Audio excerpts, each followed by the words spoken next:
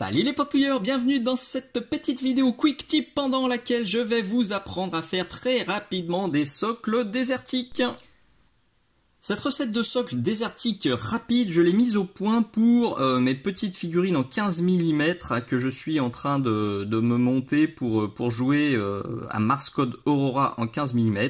Là, vous avez ici, ici et là, et encore là, des figurines de chez Flames of War, donc de chez Battlefront, pardon, pour le jeu Flames of War.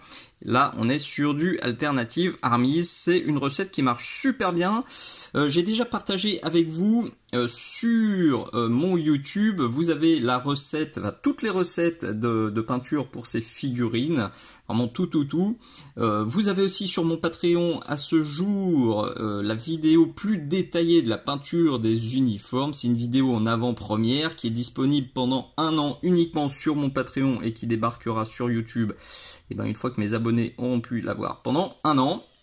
Et puis j'ai aussi partagé sur mon Patreon il n'y a pas très longtemps, c'est encore une vidéo en avant-première, cette vidéo là, pour un socle désertique en moins de 5 minutes.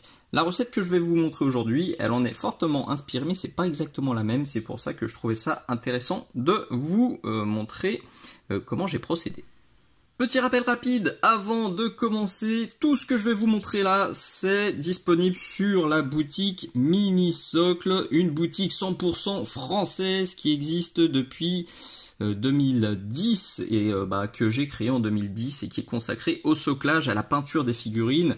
Si vous ne connaissez pas encore, je vous mets bien sûr tous les liens dans la description. Je vous encourage à y faire un petit tour, je vous encourage à partager à vos amis, je vous encourage à tester si vous l'avez jamais fait. Je vous garantis que je me coupe en 4 pour vous trouver des super produits. Je les teste avant, je les valide avant. Voilà, je fais vraiment de mon max pour un service ultra qualitatif et pour des produits ultra qualitatifs. Si vous aimez aussi mes vidéos et que vous voulez me soutenir, vous avez mon Patreon sur lequel je partage chaque mois 3 nouvelles vidéos. 2 avant-premières, donc qui finissent par arriver sur YouTube un an après, et les vidéos exclusives qui, elles, n'arriveront jamais sur YouTube. Elles se cumulent dans le temps. Au jour où je tourne ce tuto, il y a 64 vidéos qui seront bientôt disponibles sur mon Patreon. Et comme j'en fais une nouvelle chaque mois, et si tu mates cette vidéo dans un an sur YouTube, et il y aura plus de 70, peut-être même 80 vidéos exclusives, 90, peut-être 100, peut-être 200 si tu la regardes plus tard, peut-être 3000. Bref, c'est une chouette page Patreon. Si tu veux me soutenir tout en faisant le plein de chouettes tutos qui te reviennent à quelques centimes, et ça se passe par là. Et là aussi, l'adresse est notée dans la description. Je vais utiliser celui-ci parce que c'est celui que j'ai sous la main parce que je viens de finir le tuto peinture. Alors, je suis parti sur du socle en acrylique de 20 mm de diamètre sous lequel j'ai mis un petit aimant pour que ça tienne sur ma plaque de transport. D'ailleurs, il faut que je fasse... J'ai prévu de faire le tuto aimantage, je l'ai toujours pas fait. C'est un truc à suivre. Donc une fois que le pitou était collé dessus avec de la super glue, j'ai appliqué ça, du dry ground de chez AK, appliqué donc avec un cure-dent ou avec un petit objet de sculpture. Ça fait un résultat qui est fin, qui est texturé juste comme il faut sur du petit pitou. Par-dessus, j'ai mis 2-3 gros cailloux. On en voit là, on n'en voit pas parce que c'est flou. On en voit là, c'est des gros cailloux. Ça, c'est du flocage large, c'est une exclusivité de la boutique Mini Socle. Vous trouverez ça nulle part ailleurs. C'est quelque chose que j'utilise sur quasiment tous mes socles. Ensuite, j'ai utilisé, attention pas de bêtises, ça. Du flocage moyen. Le gros intérêt de ça, c'est que le grain, il est parfait et en plus, c'est friable. Donc, j'ai écrabouillé ça un petit peu entre mes doigts pour faire un petit peu plus de texture, un peu de variabilité dans les granulométries. Wow, c'était dur à dire ça. Et du coup, ça va bien. Le gros intérêt, c'est que j'ai saupoudré tout ça directement sur le dry ground avant qu'il sèche. Du coup, ça s'est mis tout de suite dedans et ça a bien tenu. Une fois que tout était bien sec, j'ai quand même appliqué ça. Un ciment. Un ciment, c'est une sorte de résine qui sèche ultra vite. J'utilise ça sur tous mes socles une fois que les flocages sont secs, parce que ça permet de travailler sur votre socle sans que tous les grains se barrent si vous faites du brossage à sec ou si vous bourrinez. Donc je vous conseille vraiment très fortement d'utiliser ça. Pour personnellement, je m'en passerai plus. Ça fait des années que j'utilise ce produit-là. Et je suis ultra convaincu. Je le redis, tout ce que je vous montre là, c'est dispo sur la boutique Mini Socle. J'utilise tout ça pour mes socles et je trouve ça génial. Une fois que tout a été bien sec, j'ai mis un petit peu de Basalt Grey sur les caillasses, donc sur les gros cailloux, donc sur le flocage large et sur les gros grains de flocage moyen. Une fois qu'il a été sec, j'ai passé un jus très dilué, vraiment ultra dilué de ça, du Pearl Grime. C'est un shade de chez AK qui est bien mat. Une fois qu'il sèche, je l'aime beaucoup celui-ci. Bien dilué, je voulais quand même garder un socle assez clair. Donc j'en ai pas trop mis. Ça a permis aussi, en séchant, de renforcer encore l'effet ciment. Donc je trouve ça important tout en ombrant. Donc c'est une étape qui est super importante. Vous avez juste à y aller avec parcimonie si vous voulez, comme moi, pas trop ombrer votre socle. Vient ensuite mon étape préférée, c'est celle des pigments. Les pigments, je vous en parle dans cette vidéo exclusive Patreon. C'est absolument parfait, c'est très utile pour faire des socles rapides parce que ça a un rendu très mat, très poussiéreux, très réaliste. Donc on fait un passage de pigment, s'il est bien dosé, ça suffit pour avoir un socle qui fonctionne. Là, le but du jeu, c'est que le pigment, il se glisse dans les creux. On le voit bien, oui, là. En fait, on a les grains et autour, le pigment est venu couler, est venu s'agglutiner et c'est ça qui rend un résultat bien cool. Donc ce que j'ai fait, j'ai utilisé 3 pigments principalement.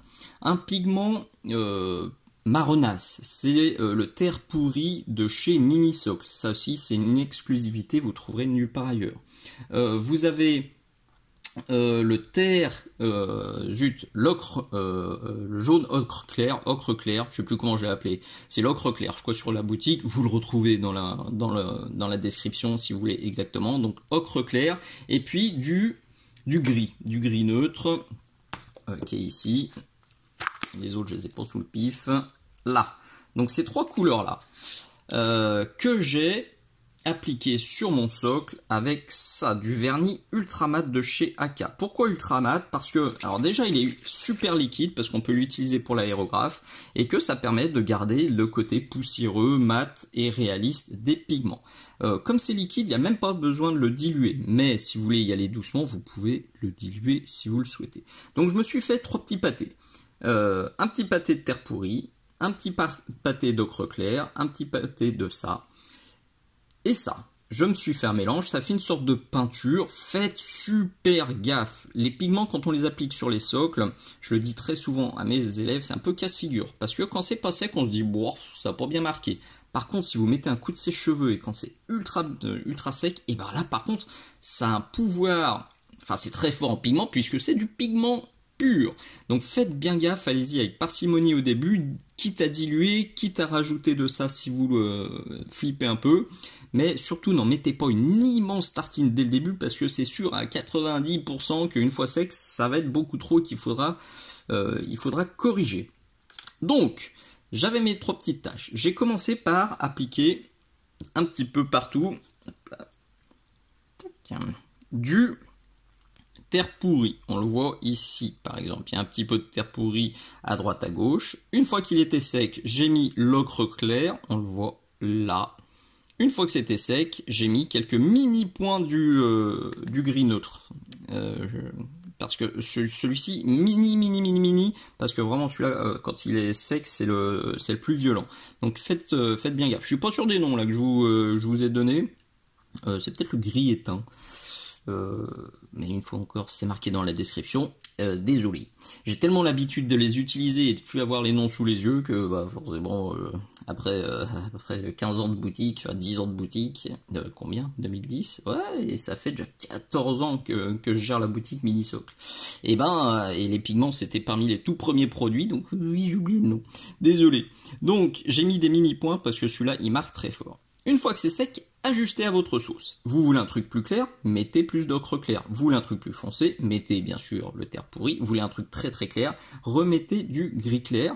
Vous pouvez aussi réajuster en remettant un petit peu de pearl grime. Vous pouvez aussi remettre du marron, comme celui-ci, le marron de chocolate. Il est absolument parfait. Par endroit, comme mon tapis de jeu est assez foncé, et j'ai aussi repassé quelques petits glacis, quelques petits jus de mon basalte grey qui avait servi pour les roches, et où par endroit j'ai même remis du noir ultra dilué pour vraiment foncer un maximum.